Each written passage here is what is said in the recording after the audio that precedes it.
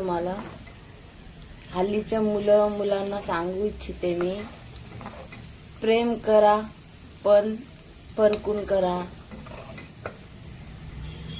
खूप असं होतंय की फसवतात मुलं किंवा मुली.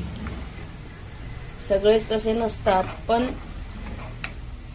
थोडे दिवस त्यांना हे करून 1-2 वर्ष झाले की सोडतात. असं प्रेम करू नका. आई वडिलांचं ऐका. प्रेम असेल तर आई वडिलांना सांगा तुम्ही, पण आई वडिलांना विचारल्याशिवाय असं करू नका.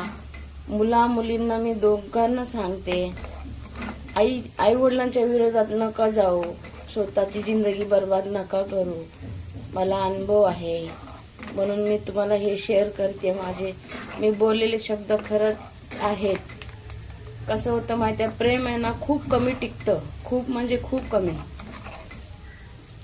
काही म्हणजे 100 मधून 5-6, 10-12 म्हणा तुम्ही एवढं टिकतं. नंतर 90% प्रेम तुटतच आहे. भांडणं होतात. मग ते आई वडिलांच्या विरोधात जाऊन करूच नका प्लीज. रिक्वेस्ट आहे माझी तुम्हाला. मुलींना प्रेम केलं तर आई वडिलांना सांगा आणि नंतरच करा. आई वडिलांचे विचार घ्या तुम्ही, नंतरच करा. अरेंज मॅरेज कसं आहे, खूप टिकते पण, आणि दोघांच्याही परिवाराला भीती असते, बाबा हे सासरचे काय बोलतील. मुलीला पण वाटतं आणि मुलाला पण वाटतं. बघू शकता मंडळी, आपलं तूप झालेलं आहे. हे बघा असं लाल ब्राऊन झालंय. थोडंसं जास्त नाही करायचं. आपलं तूप रेडी झालंय. हे बघा, आता याला थंड होऊन द्यायचं आणि मग चाळायचं. हे थंड झालं ना सगळं जाणार. हे फेस दिसतं ना, सगळं जाणार आहे. बघू शकता मंडळी, थंड झालेलं आहे. आपण याला चाळून घेऊयात. हे तूप बघा.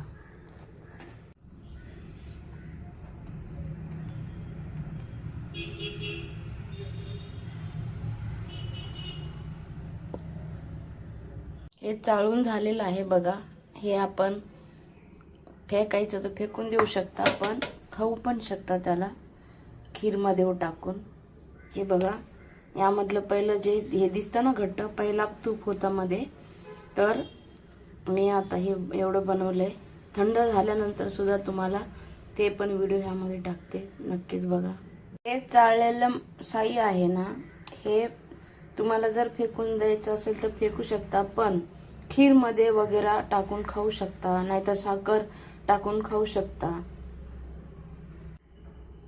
हे बघा, एवढं तूप निघालेलं आहे.